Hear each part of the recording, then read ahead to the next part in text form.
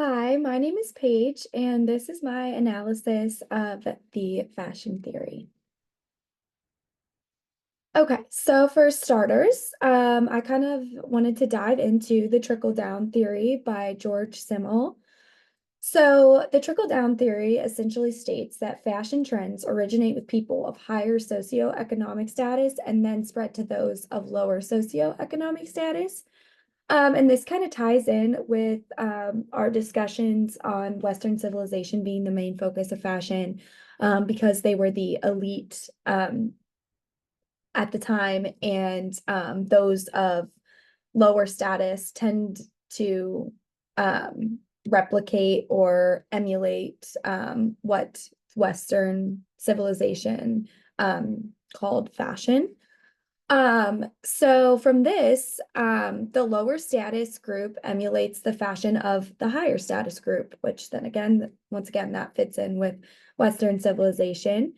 Um, but in this case, the higher status groups move towards new fashions to differentiate themselves or set themselves apart from the lower status who imitated their looks. So an example of the trickle-down theory, I took Louis Vuitton. So Louis Vuitton introduces a new bag that then becomes super popular. A lot of the times, other more affordable brands may replicate that bag, which allows them to reach a wider audience at a lower price. Obviously, not everyone can afford a $2,000, $3,000 bag.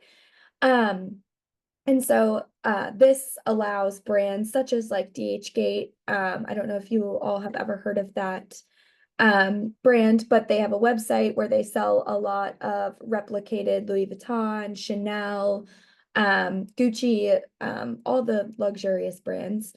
But this is kind of an example of how the style trickles down from the elite status to the mainstream market. And I thought that this picture was a good kind of example, the real versus fake, because there's not a whole lot of a difference.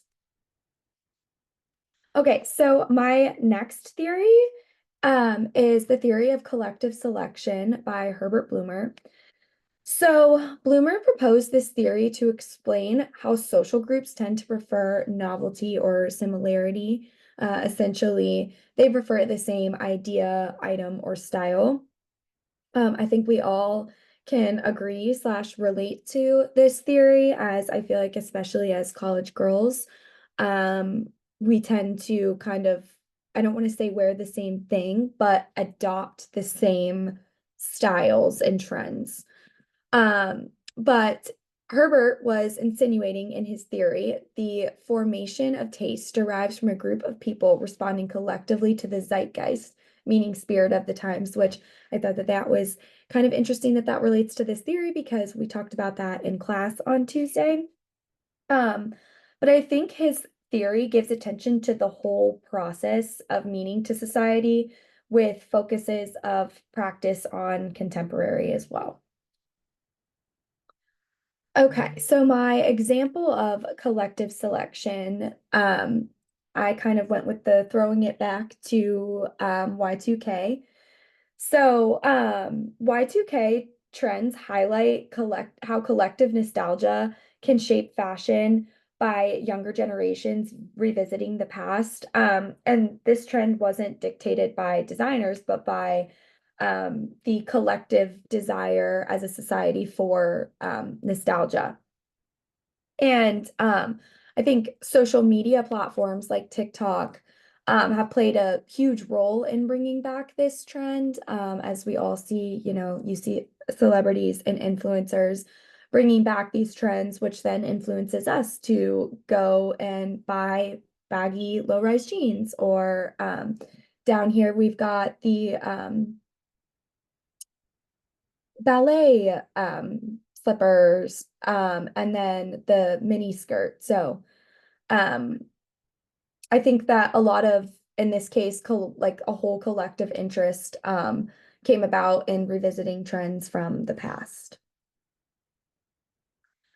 Okay, so for corresponding the fashion descriptions we learned in Module 1 to theories, um, I think that these descriptions are linked to these theories because they reflect historical norms, social roles, and collective practices that correspond with these theories.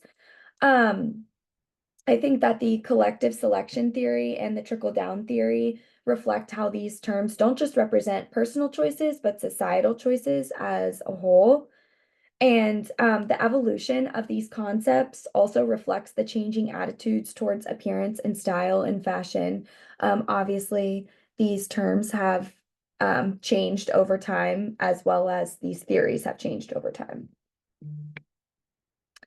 Okay, and so now I'm going to get into the discard theory.